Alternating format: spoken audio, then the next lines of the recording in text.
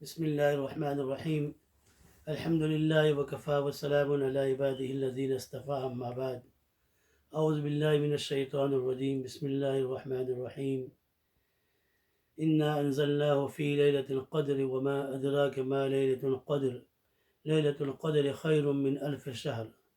تنزل الملائكة والروح فيها بإذن ربهم من كل أمر سلام. هي حتى مطلع الفجر. وقال النبي صلى الله تعالى عليه وسلم: من قام ليلة القدر إيمانا واحتسابا غفر له ما تقدم من ذنبه، أو كما قال عليه الصلاة والسلام. صدق الله وصدق رسوله النبي الحبيب الكريم، ونحن على ذلك لمن الشاهدين والشاکرین والحمد للہ رب العالمین. بزرگان محترم، عزیزان مکرم، کچھ راتوں سے شب قدر کے متعلق کچھ باتیں بیان ہو رہی تھی. اللہ تبارک و تعالی ہم سب کو شب قدر نصیب فرمائے اور اللہ تعالیٰ اپنی رضا نصیب فرمائے. لیلۃ القدر کے بارے میں کل میں نے ذکر کیا تھا، اس کے 3 معنی بیان کیے تھے. یہ قدر جو ہے یا تو قدر و عزت سے مشتق ہے کہ ہم دنیا میں کہتے ہیں یہ چیز بڑی قدر و منزلت والی ہے. اس طرح قدر، یہ رات بڑی قدر و منزلت والی ہے، بڑی شان والی ہے، بڑی رحمت والی ہے. یہ جب برستی ہیں، جس کو مل جاتی ہے تو اس کے دامن کو بھر دیتی ہیں، اتنی نیکیاں سے اس کو نوازتی ہیں. اور قدر کی نسبت تقدیر سے بھی ہے کہ اس رات میں اللہ تعالیٰ پورے سال میں ہونے والے کس کو کتنی رزق ملے گا، کیا حادثات پیش آئیں گے، اور کس کو کتنی زندگی ملے گی، کتنی موت واقع ہونے والی ہے، وہ سب اللہ تعالیٰ نے پہلے سے لوح محفوظ میں لکھا ہے. لیلۃ القدر میں اللہ تعالیٰ وہ فائلیں جو ہے بندوں کی فائلیں اللہ تعالیٰ فرشتوں کے سپرد کر دیتا ہے کہ اس سال اتنے آدمی کی روح نکالنا ہے، اتنے آدمی کو اتنا رزق ملنا ہے، اتنا عہدہ ملنا ہے، اتنی ترقی ملنا ہے، اور اس کے یہاں اتنا بچے پیدا ہونے والے ہیں. وہ ساری تقدیر کے فیصلے اللہ تعالیٰ آج کی رات کے اندر اللہ تعالیٰ فرشتوں کے حوالے کر دیتے ہیں. اس طرح لیلۃ القدر کے معنی تقدیر والی رات، اور قدر کے ایک معنی بتایا تنگی کے ہے کہ رات تنگی والی ہے. کس معنی کے اعتبار سے؟ کہ اللہ تعالیٰ کے فرشتے اتنے زیادہ کثرت سے نازل ہوتے ہیں کہ زمین ان کے لیے تنگ پڑ جاتی ہے، پیر رکھنے کی جگہ نہیں ملتی ہے، اتنے زیادہ فرشتوں کی آمد ہوتی ہے. تو قدر جو ہے، لیلۃ القدر جو ہے، یہ حضرت شیخ الاسلام حضرت مولانا شبیر احمد عثمانی رحمۃ اللہ علیہ نے لکھا ہے کہ اس کی نسبت عبادت کی طرف کرتے بھی ہیں تو بھی کر سکتے ہیں، اور اس کی نسبت عابد کی طرف کرے تو عابد کی طرف بھی کر سکتے ہیں. اگر قدر کی نسبت اگر عبادت کی طرف کرے تو اس ایک رات میں عبادت کا ثواب اتنا ملتا ہے 83 ایئرس سے اور 4 مہینے، اور اس سے خیر لیلۃ القدر خیر من الف شہر. لیلۃ القدر جو ہے 83 سال اور 4 منتھ سے بھی زیادہ خیر والی ہے. اور میں نے پہلے بتایا تھا کہ عربوں کے اندر الف کا لفظ کثرت سے استعمال کے لیے آتا ہے. کسی چیز کی بہت زیادہ کثیر تعداد بتانا ہو تو اس کے لیے الف کا لفظ استعمال ہوتا ہے. اللہ تبارک و تعالیٰ تو بزرگوں نے، آج میں نے ایک مضمون پڑھ رہا تھا، اس میں بڑی عجیب بات لکھی ہے. انہوں نے لکھا کہ لیلۃ القدر جو ہے اس کی نسبت جو ہے اگر 1 گھنٹہ تو 1 گھنٹے کے اندر 9 سال کی عبادت کا ثواب ملتا ہے، اور اگر 1 منٹ اس کے اندر صرف کرے تو 55 دن کا ثواب ملتا ہے، اور اگر 1 سیکنڈ خرچ کرے اس کے اندر تو 22 گھنٹے کی عبادت سے بھی افضل بن جاتا ہے.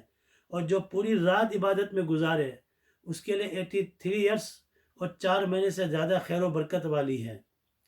ہم دنیا کے پیچھے دوڑتے ہیں، اور ہم کیا کرتے ہیں، کتنا ہم اس کے اوپر دوڑ بھاگ کرتے ہیں اور کتنی قربانی کرتے ہیں.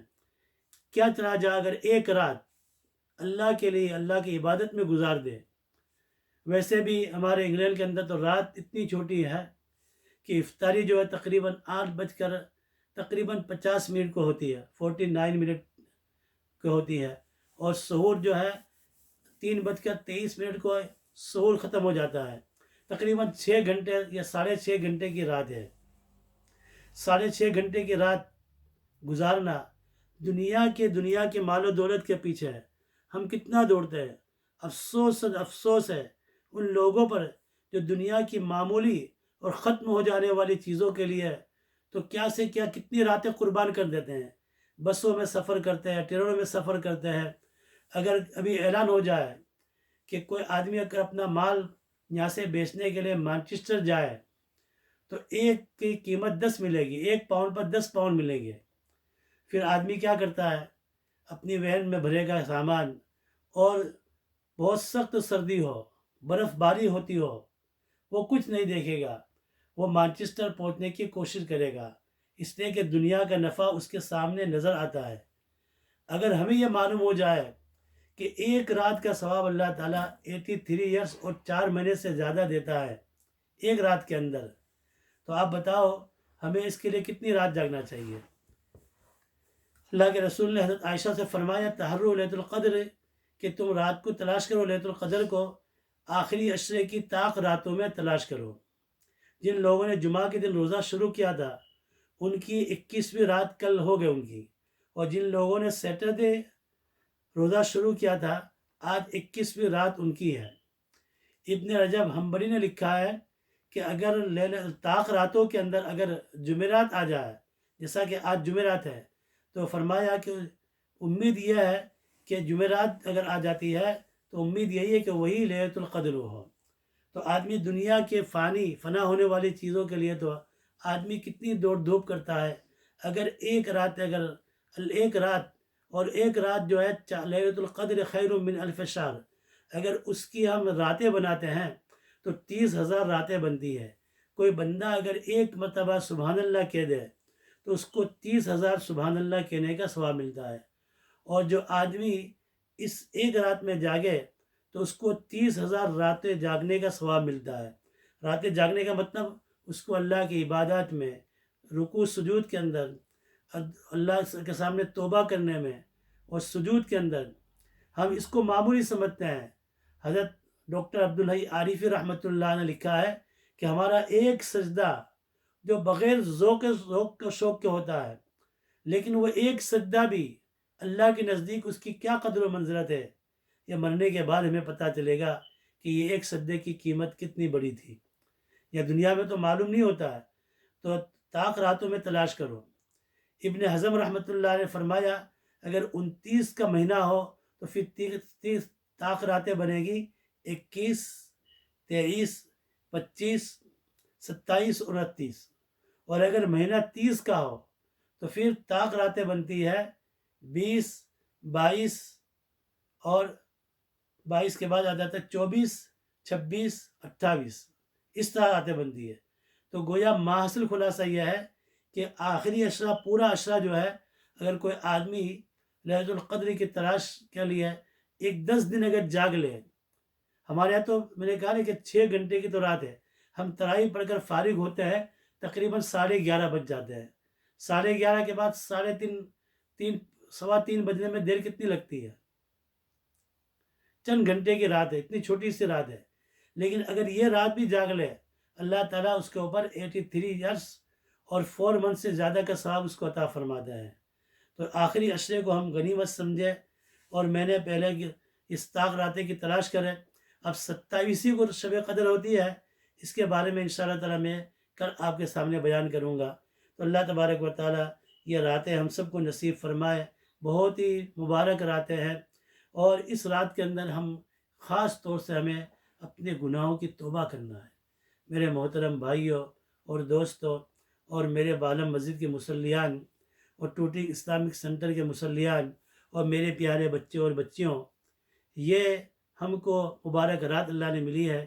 اس رات کے اندر ہم کو سچے دل سے اللہ کے تعالیٰ کے سامنے توبہ کرنا ہے۔ دیکھو آج ہم جو مصیبت میں پھنسے ہوئے، آج جو وبا چل رہی ہے، جو بلا چل رہی ہے کورونا کی، کتنے ساتھی ہمارے چلے گئے۔ سنا یہ ہے کہ انگلینڈ کے اندر 37,000 آدمی انتقال ہو گیا ہے، اتنی موتیں ہوئے ہیں۔ ہو سکتا ہمارا بھی نمبر لگ سکتا تھا، ہم بھی دنیا میں نہ رہتے۔ اور آئندہ گزشتہ سال ہمارے ساتھ کتنے ہمارے بھائی بہن ہمارے ساتھ رمضان کی افطاری موجود ہوتے تھے، ہمارے ساتھ تراویح پڑھتے تھے، ہمارے ساتھ صبح کی نماز میں ہوتے تھے، لیکن آج وہ زمین کے نیچے دفن ہے۔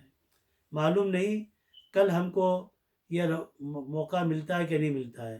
دیکھو جو دن گزر گئے، ایک 3 زمانے ہوتے ہیں، ایک ماضی، ایک حال اور ایک مستقبل۔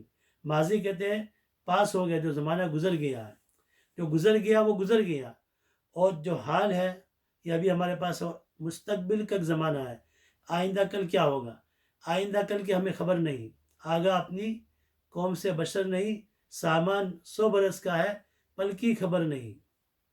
اس لیے وہ کسی شاعر نے کہا ہے کہ جاگنا یہ جاگ لے افلاک کے سائے تلے، ورنہ پھر حشر تک سوتا رہے گا خاک کے سائے تلے۔ تو ہمیں جو ہے اللہ تعالیٰ نے یہ موقع دیا ہے۔ سب میں بھائیوں سے میں سب سے پہلے اپنے آپ کو خطاب کرتا ہوں کہ آج کی رات میں بھی اور جتنی راتیں ہیں ہم سب مل کر توبہ کریں اللہ تعالیٰ کے سامنے۔ اللہ تعالیٰ فرماتے ہیں وَتُوبُوا إِلَى اللَّهِ جَمِيعًا أَيُّهَا الْمُؤْمِنُونَ لَعَلَّكُمْ تُفْلِحُونَ۔ اے ایمان والو تم سب توبہ کرو۔ اب ہمارے حضرت مولانا ابرار الحق صاحب ہردوئی رحمۃ اللہ علیہ اس کی مثال دیتے تھے کہ دیکھو مکہ مکرمہ حرم میں دعا ہوتی تھی، مدینہ منورہ میں دعا ہوتی ہے، کتنی اللہ والے دعا کرتے ہیں، لیکن ہماری دعائیں قبول کیوں نہیں ہوتی ہے؟ مکہ مکرمہ تو ایسی جگہ ہے، جب ہمارا حج میں جانا ہوتا ہے یا عمرہ میں جانا ہوتا ہے یا کسی کا جانا ہوتا ہے تو لوگ پوچھتے ہیں کہ مولانا حرم میں کون سے وقت کون سی جگہ دعا کریں؟ میں ان کو کہتا ہوں حرم میں جا بھی دعا کرو، سفر کے اندر ہر جگہ دعا قبول ہوتی ہے۔ تو حرم میں آدھا گھنٹے پونا گھنٹے کی دعا ہوتی ہے، مدینہ منورہ میں دعا ہوتی ہے، کتنے اللہ کے ولی دعا کرتے ہیں۔ لیکن آج مسلمان جس ذلت اور خواری کے اندر ہے، ہر جگہ مسلمانوں پر جو ذلت طاری ہے، جو ذلت خواری ہے، مسلمانوں کو جو دبایا جا رہا ہے، مسلمانوں کی نسل کو ختم کرنے کے لیے کیا کیا سازش ہے اور پلان بن رہا ہے، آپ حضرات زیادہ مجھ سے جانتے ہیں۔ تو ہمیں ضرورت ہے کہ ہم سب مل کر توبہ کریں۔ تو حضرت فرماتے تھے کہ ایک بچے کو باپ نے گھر سے غصے ہو گیا، کہا نکل جائے ایسا دفع ہو جا، وہ کہتے ہیں معاف کرنا معاف کرنا۔ ماں آتی ہے اب بچے کو معاف کر دو، تایا آتا نہیں کہ اب بیٹے کو معاف کر دو، خالہ آتی معاف کر دو، وہ کہ نہیں نکل یہاں سے۔ اصل وہ بچہ معافی نہیں مانگ رہا ہے۔ تو ہم لوگ سب توبہ کریں گے، ہم سب توبہ استغفار کریں گے اللہ کے سامنے۔ اللہ ہم سب بہت گنہ گار ہیں، اللہ ہمارے گناہ کو معاف فرما دے، اور ہماری گناہوں کی وجہ سے اللہ تعالیٰ یہ بلاؤں کو اللہ تعالیٰ اس ہمارے گناہوں کی وجہ سے ہی یہ بلائے مصیبت ہم پر آ رہی ہے۔ ہم توبہ کریں گے، اللہ سے دعا کریں گے، اللہ تعالیٰ ہمیں معاف فرما دے۔ تو بڑی رحمت والا ہے، 70 ماہوں سے زیادہ مہربان ہے۔ اللہ ہمارے گناہوں کو معاف کر کر یہ کورونا کے وائرس کو پوری دنیا سے نیست و نابود کر دے، اور اللہ تعالیٰ پوری دنیا سے اس کو سمیٹ لے۔ اللہ تبارک و تعالی ہم سب کو عمل کی توفیق عطا فرمائے۔ سبحان اللہ و بحمدہ، سبحانک اللہم و بحمدک، نشہد ان لا الہ الا انت نستغفرک و نتوب الیک۔ یا ارحم الراحمین یا ارحم الراحمین، اللہم آتق رقابنا و رقاب آبائنا و امہاتنا و ازواجنا و ذریاتنا من النار۔ اللہم انک عفو کریم رحیم عظیم تحب العفو فاعف عنا یا کریم۔